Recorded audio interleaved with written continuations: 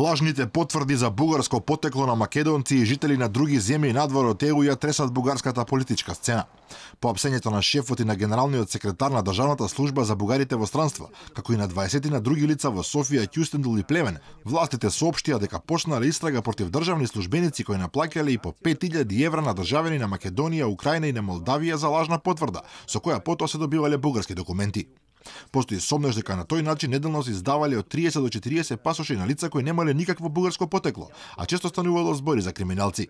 Бугарски експерти предупредија дека со тоа се доведува во опасност и европската безбедност, бидејќи е можно со европски пасош да се стекнале и терористи. Притворените се осомничени дека како организирана група се занимавале со фалсификување на документи, ја злоупотребувале службената должност и примале подкуп. Бугарските медиуми наведуваат дека уапсениот шеф на Државната служба за бугарите во странство Петар Харалампиев е кадар на движењето Обединети патриоти, кој гравитира околу бугарското ВМРО на заменик премиерот Красимир Каракачанов. Додаваат дека главниот извор на финансии новаа партија била продавањето на бугарски пасоши на македонци преку две компании за превод и легализација, а дел од експертите велат дека Каракачанов има лична одговорност за скандалот и би требало да си поднесе оставка.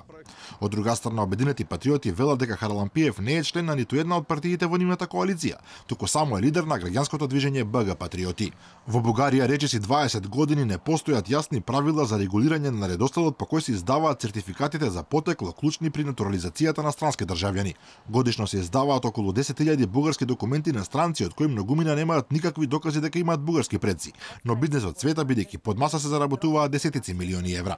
Речиси по правило процесот на администрирање се поврзува со бугарското ВМРО кој е дел од коалицијската влада на премиерот Бојко Борисов. Којто и да од 4 самолета в момента говорат